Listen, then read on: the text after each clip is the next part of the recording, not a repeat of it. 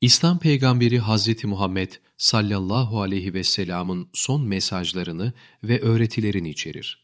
Bu hutbe insanlık için temel ahlaki değerler, haklar ve sorumluluklar konusunda önemli bir rehber niteliğindedir. Emanetlere, adalete, kadın haklarına ve kardeşliğe vurgu yaparak insanları birlik ve beraberliğe davet eder. Veda hutbesi: Ey insanlar! Sözümü iyi dinleyiniz. Bilmiyorum, belki bu seneden sonra sizinle burada bir daha buluşamayız. İnsanlar, bugünleriniz nasıl mukaddes bir gün ise, bu aylarınız nasıl mukaddes ay ise, bu şehriniz hani Mekke nasıl bir mübarek şehir ise, canlarınız, mallarınız, namuslarınız da mukaddestir. Her türlü tecavüzden korunmuştur, ashabım.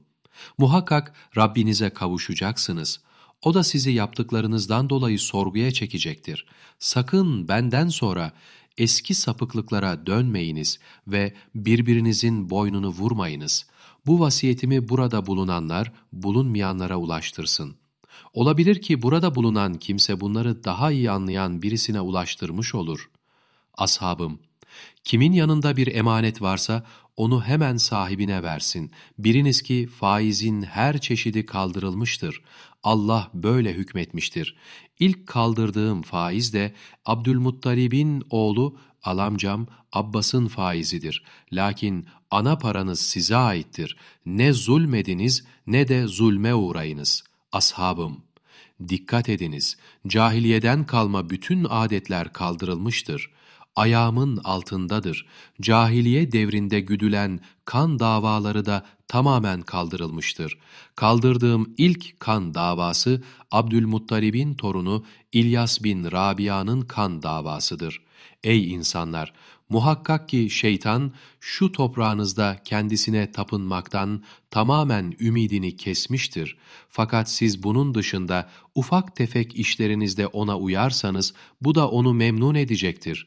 Dinimizi korumak için bunlardan da sakınınız. Ey insanlar! Kadınların haklarını gözetmenizi ve bu hususta Allah'tan korkmanızı tavsiye ederim. Siz kadınları Allah'ın emaneti olarak aldınız ve onların namusunu kendinize Allah'ın emriyle helal kıldınız. Sizin kadınlar üzerinde hakkınız, kadınların da sizin üzerinizde hakkı vardır. Sizin kadınlar üzerindeki hakkınız yatağınızı hiç kimseye çiğnetmemeleri, hoşlanmadığınız kimseleri izniniz olmadıkça evinize almamalarıdır. Eğer gelmesine müsaade etmediğiniz bir kimseyi evinize alırsa, Allah size onları yataklarında yalnız bırakmanızı ve daha olmazsa hafifçe dövüp sakındırmanıza izin vermiştir. Kadınların da sizin üzerinizdeki hakları meşru örf ve adete göre yiyecek ve giyeceklerini temin etmenizdir. Ey müminler! Size iki emanet bırakıyorum. Onlara sarılıp uydukça yolunuzu hiç şaşırmazsınız. O emanetler Allah'ın kitabı Kur'an-ı Kerim ve peygamberin sünnetidir. Müminler, sözümü iyi dinleyiniz ve iyi belleyiniz.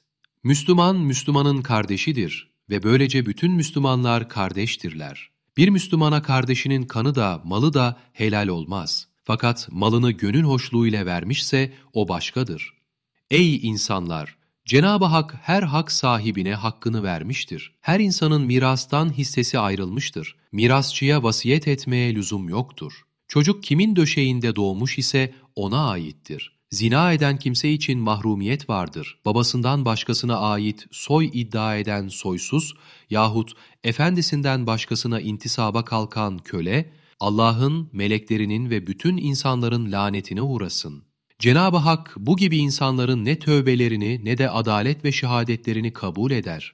Ey insanlar! Rabbiniz birdir, babanız da birdir. Hepiniz Adem'in çocuklarısınız. Adem ise topraktandır.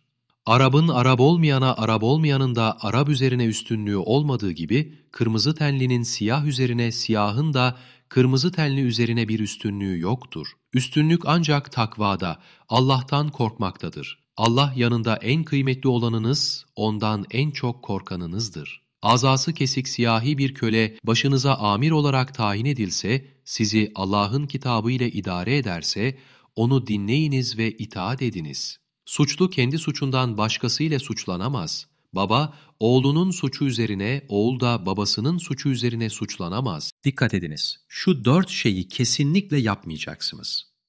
Allah'a hiçbir şeyi ortak koşmayacaksınız. Allah'ın haram ve dokunulmaz kıldığı canı haksız yere öldürmeyeceksiniz. Zina etmeyeceksiniz. Hırsızlık yapmayacaksınız. İnsanlar la ilahe illallah diyene kadar onlarla cihat etmek üzere emrolundum. Onlar bunu söyledikleri zaman kanlarını ve mallarını korumuş olurlar. Hesapları ise Allah'a aittir. İnsanlar, yarın beni sizden soracaklar. Ne diyeceksiniz? Sahabe-i kiram hep birden şöyle dediler. Allah'ın elçiliğini ifa ettiniz. Vazifenizi hakkıyla yerine getirdiniz. Bize vasiyet ve nasihatte bulundunuz diye şehadet ederiz. Bunun üzerine Resul-i Ekrem Efendimiz şehadet parmağını kaldırdı, sonra da cemaatin üzerine çevirip indirdi ve şöyle buyurdu. Şahit ol ya Rab, şahit ol ya Rab, şahit ol ya Rab.